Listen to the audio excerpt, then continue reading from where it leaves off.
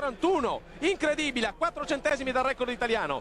Battuto il Brasile 38,48, record sudamericano, e record asiatico anche per il Giappone 38,67. Che grande Italia, incredibile davvero.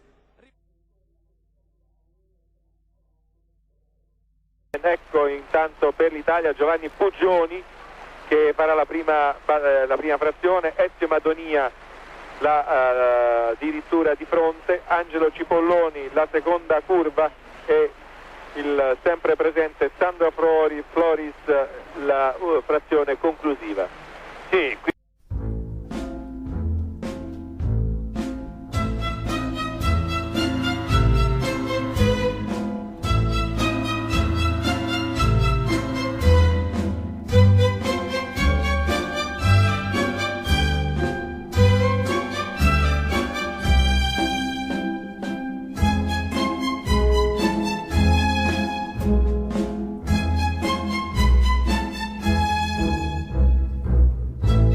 Simone, va bene, Sandro Floris con pari merito con la Gran Bretagna, deve mantenere la posizione, ottimo, va a vincere 39 con 39 netti.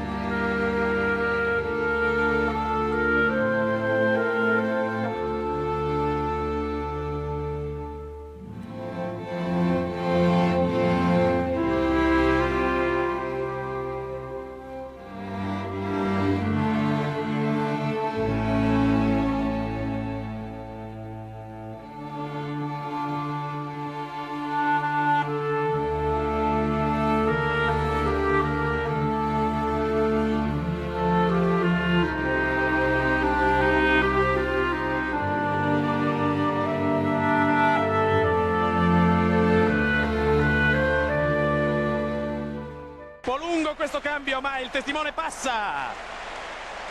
Anche il Giappone è messo bene. Canada alla grande. Canada davvero alla grande, invece gli azzurri un po' indietro. Attenzione, volata di Floris per tentare il terzo posto, davanti Canada e Australia. Floris fa il bronzo, Floris fa la medaglia di bronzo su Giamaica. Sì, medaglia di bronzo, terzo posto per pochi centesimi. Canada e Australia davanti, ma l'avevamo detto, inarrivabili. Tempo relativamente modesto, il terzo posto dovrebbe essere azzurro. Sì, terzo fa.